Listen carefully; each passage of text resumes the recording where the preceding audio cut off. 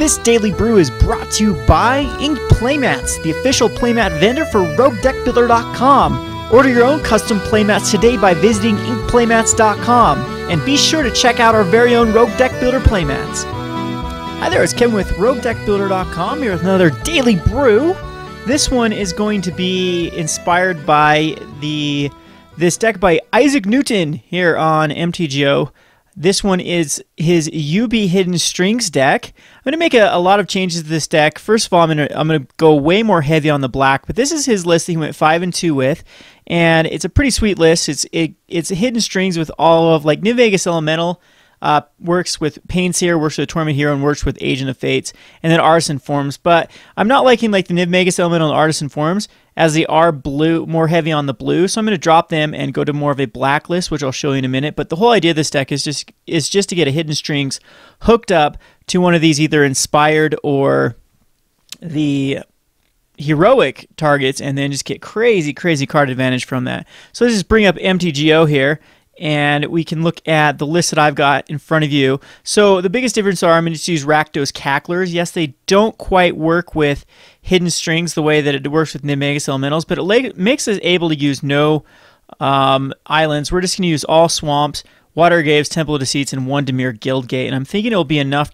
for the splash of these blue cards. So I am going to use an extra Springleaf Drum in that case, and he's only using 20 lands, and I think this deck definitely needs at least 21 lands and an extra Springleaf Drum to really make it as aggressive as possible. So Springleaf Drum is either nice to either ramp with like Rakdos Cacklers or Tormented Heroes, or it of course is great with Painseers, and as when they become untapped, so you can actually tap them with Springleaf Drum and then actually add a mana, and then untap them with like Triton Tactics, or even like a Hidden Strings, or at least you won't have to attack into one of their creatures, and you can still get the advantage out of it. And the same with the Siren of the Silent Song. I'm testing these guys out to see if they're any good. Had a lot of fun in draft with a Springleaf Drum and a Siren of Silent Song one time, and so I'm hoping to hook it up again with like Hidden Strings to see how well it will work. And the cool thing about that is with Triton Tactics, geez, that's a tongue twister.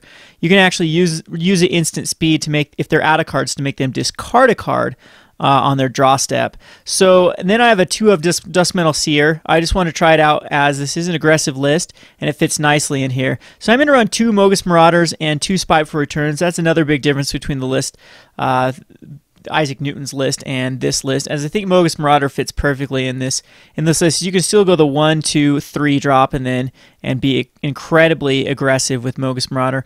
Then we have Zathor Necromancer, because of course most of our stuff is humans in this deck, and again Spiteful Return is a 4 mana bestow target on either the Torment Hero or the Agent of the Fates, that I think is pretty relevant as well. Again, I don't know how well this deck is going to work. We might need to make some changes to it. Might need to add more humans to the deck. Instead of Spiteful Returns, we can go Rakdos, I think it's called either Shred Freak or the 2/3 Kill Thrill Assassin, instead of like Spiteful Return. But we do have other little tricks in this deck. There is Boon of Erebos to regenerate creatures and give +2/+0.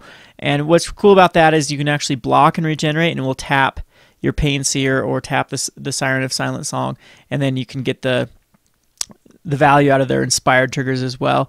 Onto the sideboard, we have Lifebane Zombies for the green decks. I think they're not included in any black deck. And we have Museum Skins against the mono black list. When they try to target our spells, we'll give our guys hexproof and keep them alive. And then we have Retraction Helix against any sort of deck that we want to bounce spells.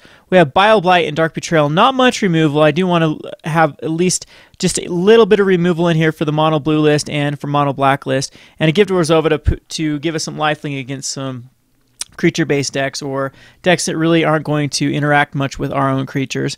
So that's my list. Again, there might be some major changes that need to happen to this list. The mana base might be a little weird. We are running 3 Mutavaults. Excuse me. And again, we might need to add some islands or more Dimir Guildgates, but I hate to go more than just 5 comes into play tap lands. So we'll see how well this goes. Once again, this has been Kevin with Roguedeckbuilder.com, brought to you by Inkplaymats.com. Thanks for watching.